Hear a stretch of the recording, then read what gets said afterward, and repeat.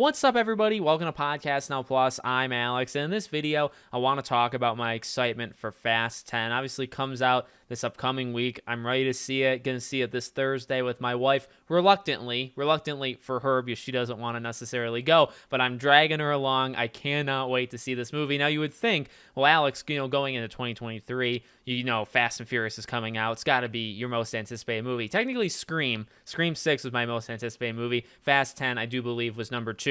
I love this franchise. I love this franchise to death, and I say it unironically, unsarcastically. I mean, I really like it. Now, I do understand the criticisms. I understand the jokes that are made against it, but I also think it's a very good franchise. I think the action is very above average. It's very awesome. Now, the films have definitely gone through something over the years, and I'm going to wait till Fast 10 comes out. We'll do a review, but then the coming days after, probably next weekend, I want to rank them all because I don't think I've actually ever done that. And going into Fast 9, I had watched every single one of them, and some of my opinions have changed, specifically regarding the earliest of them, maybe even more specifically Fast and Furious, the original. I actually think it's an incredibly good movie, but they've evolved and they've changed. I don't know if they've evolved necessarily for the better, but here's the deal. I actually think Fast and Furious has been, over time, a pretty darn consistent franchise. Whenever they have a bad one, it's normally not followed up with another one. I mean, if we were to quickly go through in our heads,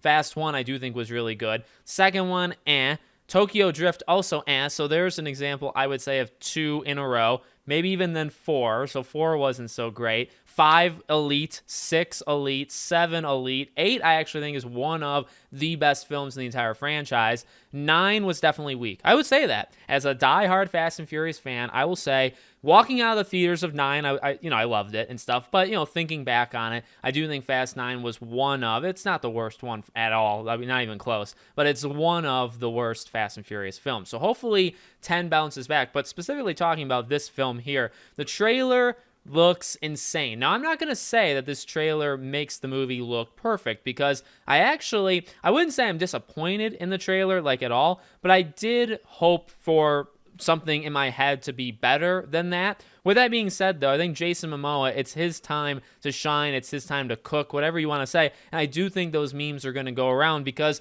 the idea that Jason Momoa, and I mean, this is, I think, officially confirmed, he's basically playing a Joker character in this film. That's exactly what it looks like. It legitimately, he is nuts in this movie, and I love that. So every TV spot, every trailer that we've seen Jason Momoa's character, I'm absolutely in love with. And then, of course, we get to see the family. And I don't know, these are, to me, likable characters. They're good characters, or at least solid characters, depending on what. But you know what? I got to go with what I believe. I think overall, the cast is definitely above average. I think the acting is pretty darn good. And even if you want to argue that there's not incredibly strong characters, I would probably counter with, at least there's none that I hate, right? Sometimes in movies, there's just characters that you can't get behind. Maybe it's because we've seen some of these characters so long, they've been on our screens for so many times, but none of them make me mad. None of them I don't like to see on screen. I like them all. Even somebody like a Brie Larson, I'm not a huge fan of her charisma and things,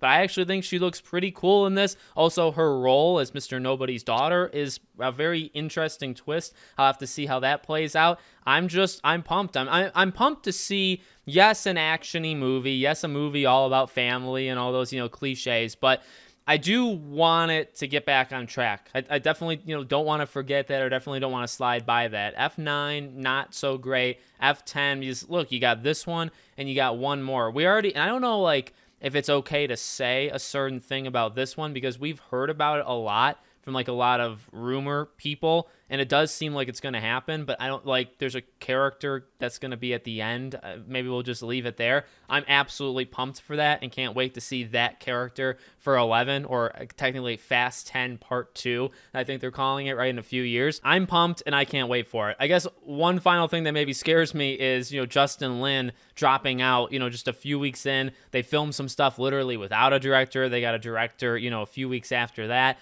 So there was a lot of turmoil, seemingly, on the producing side of things, or directing side of things on set.